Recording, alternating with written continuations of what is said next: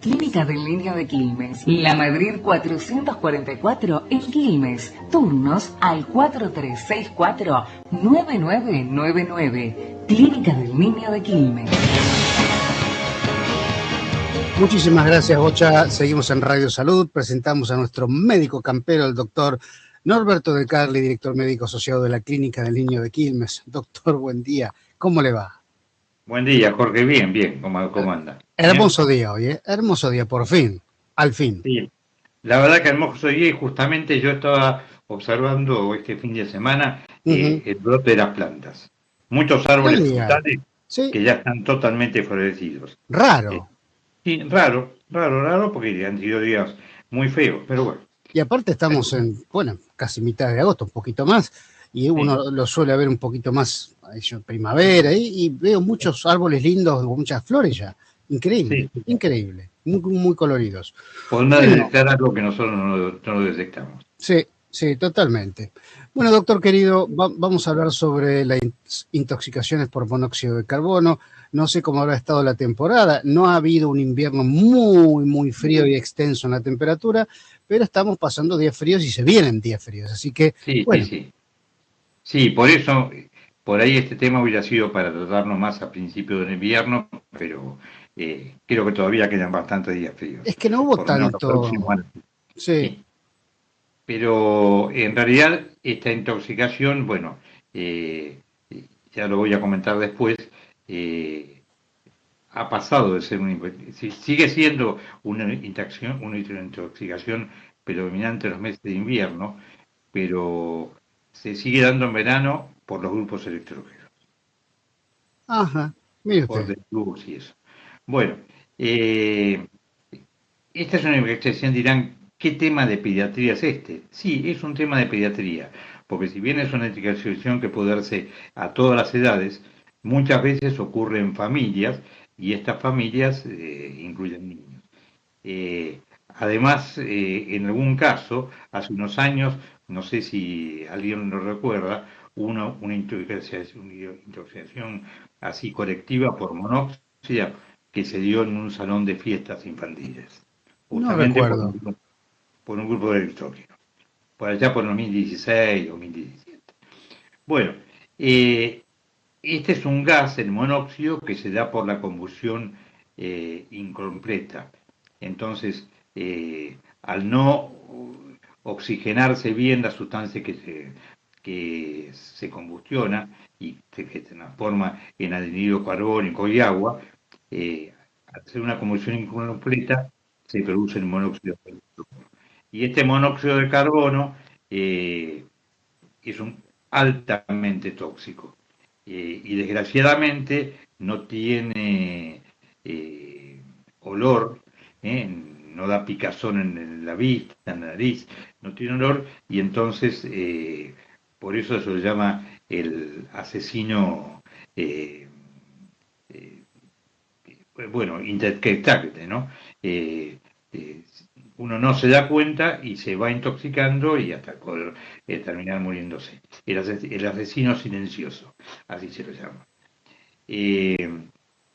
Bueno, ¿cómo se da? Se puede dar por cualquier fuente de combustión incompleta. Lo clásico que anteriormente era la gente que usaba braseros, los braseros dentro de su casa, con casas no ventiladas, y bueno, es una fuente de monóxido increíble.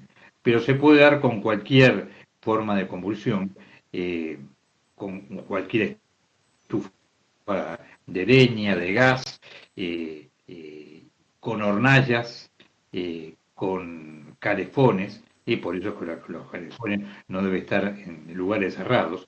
Y generalmente cuando no hay una buena limpieza de los lugares donde sale el gas. Entonces uno lo detecta esto por lo general porque la llama, que debería ser azul, no es azul, sino que es de un color naranja. Y eso indica que la combustión no está siendo correcta y que es un riesgo de monóxido de carbono. Bueno, todos sabemos de alguna persona que ha tenido un calefón en el baño y que ha Sí. terminado desmantelándose o hasta falleciendo. Eh, y eso se da con bastante frecuencia, sobre todo en lugares de veraneo, de vacaciones, en que por ahí están durante varios meses sin usarse el calefón y cuando se usa está sucio, no hay una buena convolución y el que la persona que se está bañando, generalmente cerradito para no tener frío, si eso es en invierno, Ujú. termina intoxicándose y más de una vez falleciendo. Eh, bueno, eh, ¿cómo son los síntomas? ¿Cómo se da cuenta que una persona se ha intoxicado con monóxido? Eh, los síntomas son muy vagos, entonces no es nada inusual que por ahí se confunda y se piense en otras patologías. Pero por lo general lo primero que hay es un fuerte dolor de cabeza, ¿eh? Fuerte dolor de cabeza, mareos, a veces vómitos, esos suelen ser los primeros síntomas. Si la intoxicación sigue, entonces ya puede haber eh, lipotimia, pérdida de conciencia, que la persona entre de alguna manera en un cuadro de somnolencia importante, hasta que finalmente pueda haber convulsiones y muerte. Este monóxido, lo que ocurre que tiene una afinidad por la hemoglobina, que es la proteína que está en la sangre, en los glóbulos rojos y que transporta el oxígeno a los tejidos, una afinidad más grande que el oxígeno. Entonces, se une a esta hemoglobina y la persona, por más que tenga una cantidad perfecta de glóbulos rojos, esos glóbulos rojos no pueden llevar oxígeno a los tejidos y entonces, de alguna manera, se va muriendo por asfixia.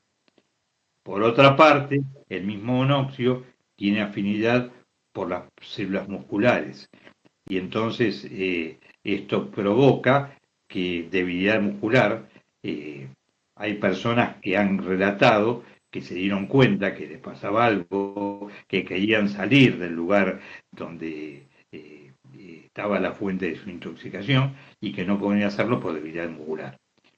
Y no nos olvidamos que el corazón es un músculo también. Y entonces puede haber arritmias cardíacas e incluso eh, paro cardíaco. Eh, y la otra cosa que tiene, otro tejido que tiene gran afinidad es por el sistema nervioso. Y por Ajá. eso es que el paciente puede tener convulsiones y otros síntomas eh, neurológicos. Pero hay algo que es mucho más grave, que hay cuadros neurológicos que se pueden dar tardíamente. Es decir, que hay personas que se los rescata del lugar donde se están intoxicando, se los trata adecuadamente, sobreviven y unos días después empieza a haber signos de deterioro neurológico. ¿eh?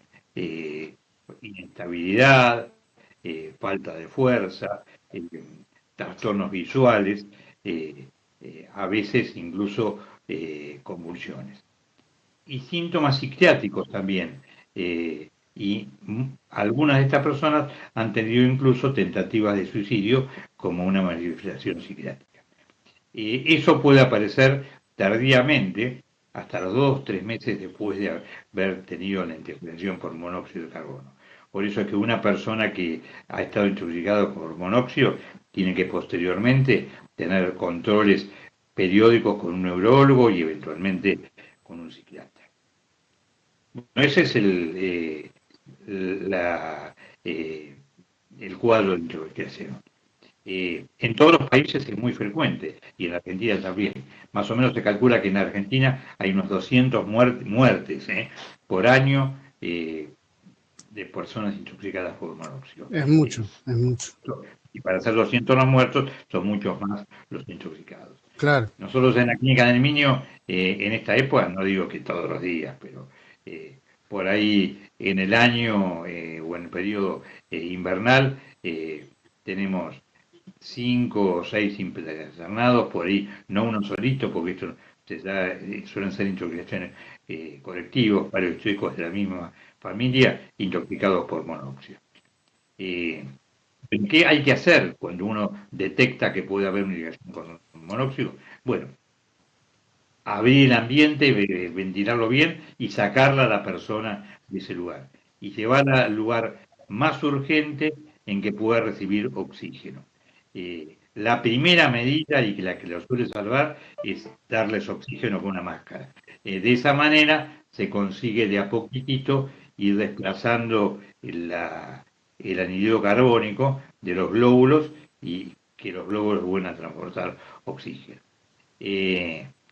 Bueno, se suele, una vez que el paciente se lo pudo estabilizar, siempre hay que derivarlo a un hospital, a un sanatorio, donde pueda ser estudiado, y ahí lo que se le hace, usan un análisis de sangre, que es el dosaje de carboxihemoglobina, que es la sustancia que está en la sangre, que es el monóxido de carbono unido a la hemoglobina de la sangre. Y de acuerdo a eso se ve cómo hay que proceder. En algunos casos basta con darles oxígeno y en otros casos hay que darle lo que se llama oxígeno hiperbárico, es decir, Claro. ponernos en unas cámaras en que la presión de oxígeno es más alta.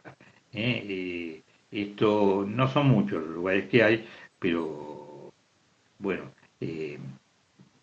hay casos en que la indicación es clara de darle oxígeno hiperbárico. Bueno, y con eso en general se los puede mejorar y después hay que hacer todo el seguimiento por el exterior. Desgraciadamente hay personas que no son recuperables y muchos que mueren en el lugar derecho. ¿Qué consejos le puedo dar a los papás? Consejos preventivos, porque esto es el objetivo de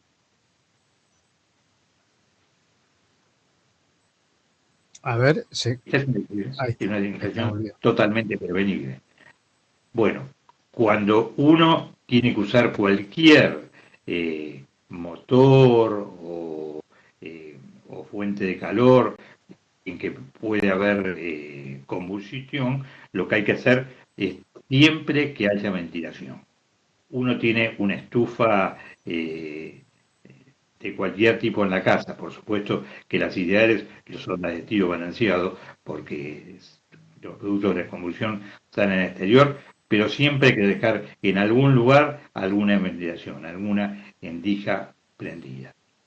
Esto mismo es importante también, por ejemplo, cuando se pone en marcha un motor. Muchas de estas electrificaciones se dan por poner en marcha y calentar el motor en un garaje cerrado. Claro. Bueno, no, eso hay que tratar de evitarlo. Si uno tiene que poner en marcha el motor, el garaje bien abierto hasta que uno salga. Y si el garaje tiene comunicación con la casa, las puertas de comunicación entre garaje y la casa cerradas. Y la otra cosa es uno tiene que utilizar grupos electrógenos, que desgraciadamente con los cortes que periódicamente se dan, muchas familias tienen grupos electrógenos. Este grupo tiene que estar colocado afuera y con el escape no hacia el lado de la casa, sino bien hacia afuera. Es decir, que los gases de escape se difundan bien en el, eh, eh, digamos, en el aire abierto, porque si no, siempre van entrando pequeñas cantidades de monóxido de carbono adentro y pueden producir una intoxicación. Incluso hay intoxicaciones crónicas por el monóxido de carbono. Y la otra cosa que siempre hay que hacer es, yo le diría por lo menos una vez al año, revisar que un gasista que matriculado revise los artefactos de gas de la casa. Ujú. Bueno, y no usar, a pesar de que esté todo revisado, tratar de no usar para calentar la casa, las hornallas, porque en las Ah, hornallas siempre suele haber una pequeña pérdida de monóxido de carbono. Y si uno las tiene prendidas, por supuesto con algún tipo de ventilación. claro. Me quedé pensando que en las estufas a leña, mientras el humo no vaya dentro de la casa, porque si está bien el tiraje y todo es medio difícil, ¿no? Pero siempre un poquito entra en la casa.